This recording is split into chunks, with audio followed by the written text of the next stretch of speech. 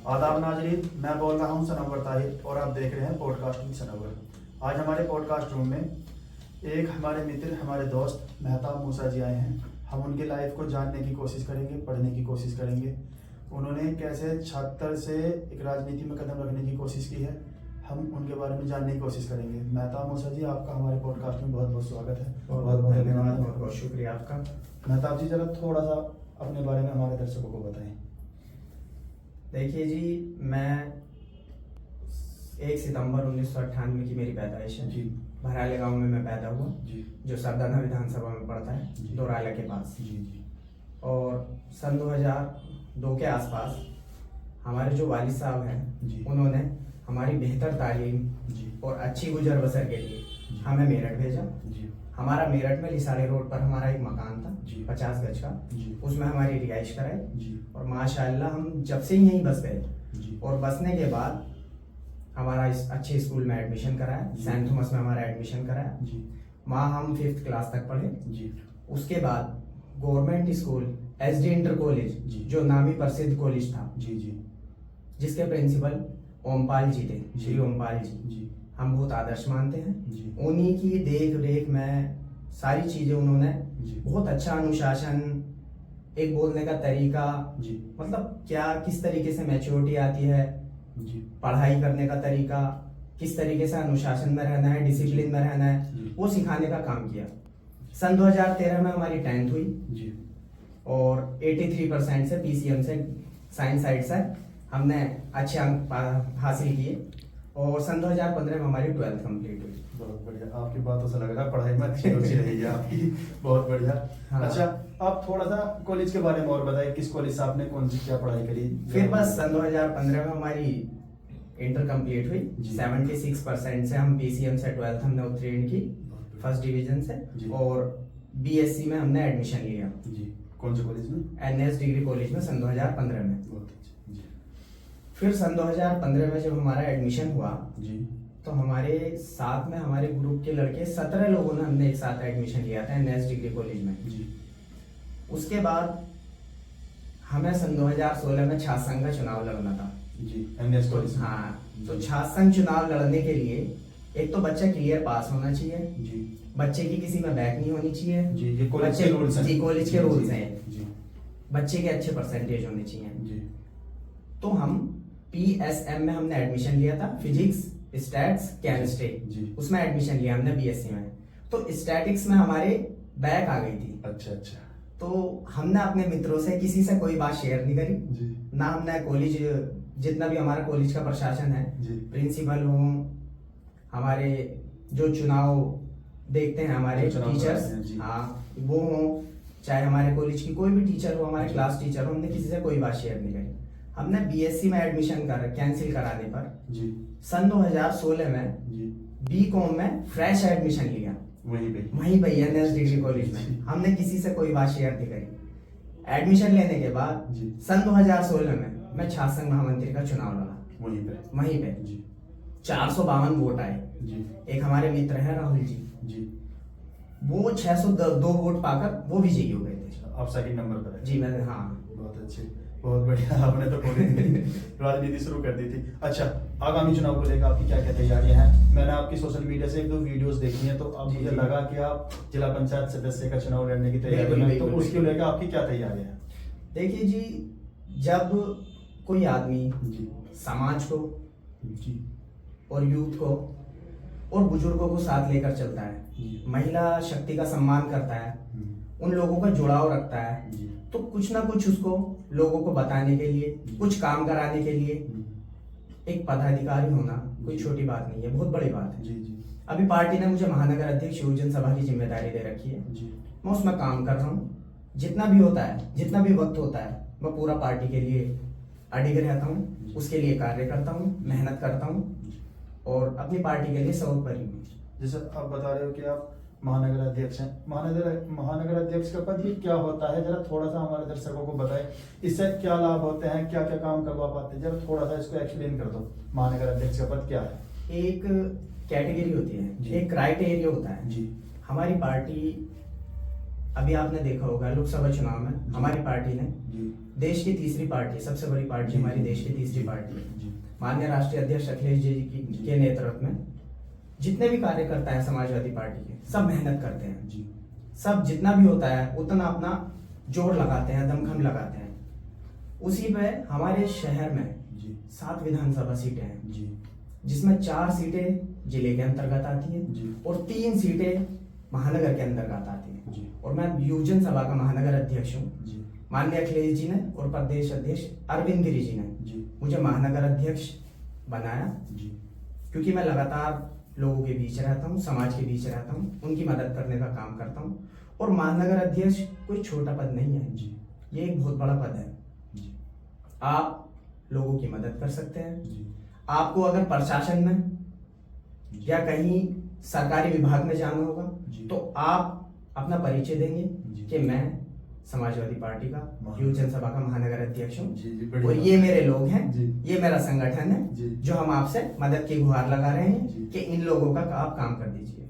बहुत बढ़िया मेहता मूसा जी, जैसे आगामी चुनाव में आप जिला जिला पंचायत के लिए लड़ रहे हैं, तो आप किन किन मुद्दों पर राजनीति करना पसंद करोगे कि अगर मैं जीता तो मैं ये विकास कराऊंगा, क्या स्ट्रेटजी है आगे की, जरा थोड़ा सा वो और बताएं। देखिए जी, सबसे पहली बात तो मैं आपको ये बताऊं कि जो छात्र राजनीति से उभर के आता है ना, जी एक तो कभी वो सांप्रदायिक हो ही नहीं सकता। जी दूसरी बात है, देखो कॉलेज में भी हम अपने भाषण में या लोगों को या छात्र छात्राओं को यही समझाने का काम करते थे कि जहाँ कागज नहीं होगा वहाँ कागज की लड़ाई लड़ी जाएगी और जहाँ कलम नहीं होगी वहाँ कलम की लड़ाई लड़ी जाएगी। तो मेरे तो क्षेत्र वालों से यही कहना है कि जहाँ नाली नहीं होगी वहाँ नाली के लिए लड़ा जाएगा, जहाँ खड़ंजा नहीं होगा वहाँ खड़ंजे के लिए लड़ा जाएगा। और जहाँ देखो सब लोग हैं, आज लोगों को सब लोग एक्टिव हैं, चाहे वो अपने बच्चों को पढ़ाना चाहते हो, चाहे वो अपने बच्चे की सरकारी नौकरी लगवाना चाहते हो, चाहे वो अपने बच्चों को एक अच्छे स्तर की एजुकेशन देकर उसकी गवर्नमेंट जॉब लगवाना चाहते हो। देखो एजुकेशन फर्स्ट प्रायोरिटी हो चुकी है इस टाइम पे। तो हमारा मुद्दा यही है, हमारे क्षेत्र के बच्चे पढ़े, एजुकेशन ले, उस समाज में एक बेहतर कल अपना बना पाएंगे। बहुत बढ़िया मूसा जी, हम तो चाहेंगे हमारा देश शिक्षा के क्षेत्र में सबसे ऊपर है। बिल्कुल। बहुत बढ़िया। मैंने ना आपके बारे में थोड़ी सी खोज की थी, खोज में हमें पता चला कि आप पे ना एक टाइम ऐसा था कि पैसे नहीं थे। हाँ। और आज का टाइम है कि इलेक्शन में तो पैसे लगते हैं। बिल्कुल बिल्कुल। तो मेरा सवाल आपसे ये है कि कहाँ से आएगा इतना पैसा, एक सवाल तो ये। सन 2015 में जी। जब हमारा कॉलेज में एडमिशन हुआ जी तो हमारे वालिद साहब ने, जी हाजी रसूद्दीन नाम है हमारे वालिद साहब का, जी उन्होंने हमारी बहुत मदद करी जी अच्छी एजुकेशन के लिए। जी। अच्छे कपड़े, जी अच्छी पॉकेट मनी जी। हमारे वालिद साहब हमें देते थे। जी तो सन 2016 में 100 रुपए मिल गए, 200 रुपए मिल गए तेल के लिए, उसमें गुजर बसर हो जाती थी, जी। पेट्रोल सस्ता था। जी तो सन 2016 में जब छात्र संघ महामंत्री का मैं चुनाव लड़ रहा था जी तो पैसे नहीं थे। जी तो हमारे वालिद साहब ने मुझे iPhone 6s दिलवाया था, 36,000 रुपए कीमत थी उसकी उस टाइम। जी। जी तो छात्र संघ का चुनाव करीब आया, जी मैंने वो 25,000 का बेचा और हाँ 10,000 रुपए मेरे पास थे। मैंने अपने पोस्टर जी और बैनर जी उन पैसों में लगवाए। जी। उसके बाद जब प्रचार प्रसार शुरू हुआ जी। तो जब मेरा छात्र संघ का चुनाव अंतिम चरण पर आया जी तब हमारे वालिद साहब ने 1-1.5 लाख रुपए से मेरी मदद करी। उस टाइम। और वालिद साहब, मेरे चाचा, मेरा पूरा परिवार, जी मेरे जो कार्यालय, कैंप कार्यालय होता है कॉलेज के बाद, जी। उसमें मेरा पूरा परिवार था जी और सब समाज के लोग थे, चाहे हिंदू हो, मुस्लिम हो, जातिगत कोई विषय नहीं था, सब लोग इकट्ठा मुझे चुनाव लड़ाने का काम कर रहे थे। जी उसके बाद सन 2016 से वहां से निकले। उसके बाद फिर क्षेत्र में जब एंट्री करी हमने जी। सन 2018 में, सबसे पहले हमने रैली निकालने का काम करा जी और रैली हमने निकाली थी युवा एकता के ऊपर। जी जितना भी हमारा मेरठ शहर का युवा वर्ग है जी उनको अपने देश के प्रति, तिरंगे के प्रति जी। एक दिल में भावना जगाने के लिए मैंने ये पहल की थी और लोगों को जुड़ाव करने का काम किया था। बहुत बढ़िया। जैसा आप रैली करे, रैली से एक बात याद आई, आपने एक बार एक कंट्रोवर्सी के चलते जेल गए थे जी। तो जरा जेल वाला सफर हमारे दर्शकों को बताओ, कैसे गए, क्या मुकदमे लगे। बिल्कुल तो जरा उसको थोड़ी सी। सबसे पहले उमेश द्विवेदी जी जी अधिकारी थे समाज कल्याण के, जी 1.25 करोड़ का घोटाला हुआ था जी। स्कॉलरशिप में। जी उस मुद्दे को लेकर जी हमने समाज कल्याण पे जी। जिंदाबाद मुर्दाबाद की उनका विरोध किया जी। कि बच्चों की स्कॉलरशिप उनके अकाउंट में डालो, हाँ, या फिर जो स्कॉलरशिप बेस पर आपने बच्चों के एडमिशन लिए उनकी फीस माफ हो। जी उस प्रकरण में हम पे 151 लगी थी, जी। हम 6-7 लोग थे। जी फिर उसके बाद सन 2021 में जी अक्टूबर के महीने में जी पहले सप्ताह में ही जी जो हमारे प्रदेश के गृह मंत्री थे उनके बेटे ने किसानों पर थार चढ़ाने का काम किया, जो किसान आंदोलन चल रहा था। उसके चलते समाजवादी पार्टी के राष्ट्रीय अध्यक्ष अखिलेश जी का ये आह्वान था जी 3 अक्टूबर को कि पूरे प्रदेश में जी भारतीय जनता पार्टी का विरोध हो जी और इनके पुतले जलाए जाएं, तहसील पर धरना हो, सारे काम हो। जी तो 4 अक्टूबर को हम जितने भी समाजवादी कार्यकर्ता यूथ के थे, जी हम 15-16 जने थे और हमने कमिश्नरी पे देश के प्रधानमंत्री जी और प्रदेश के मुख्यमंत्री, हम दोनों का पुतला फूका। जी हमें कमिश्नर साहब और एएसपी साहब ने हमें रोकने का काम किया। जी वहाँ तमाम पुलिस फोर्स थी, जी पर हमारा जुनून चरम सीमा पर था। ना कभी दबे हैं ना कभी दबेंगे, जी हक की लड़ाई लड़ते रहेंगे। उस जोश को हमने अपने मन में रखते हुए जी हमने प्रदेश और देश की सरकार का पुतला जलाने का काम किया, जिसमें सन 2019 या 21 वाली भर्ती के जितने भी युवा थे, जी कांस्टेबल थे और एसआई थे, उन्होंने कहा कि कोऑपरेट करो। हमने कहा नहीं, जो हो चुका वो हो गया। हमें सिविल लाइन थाने ले जाया गया जी 7 बजे। उसके बाद रातों रात हमारा चालान काट दिया गया।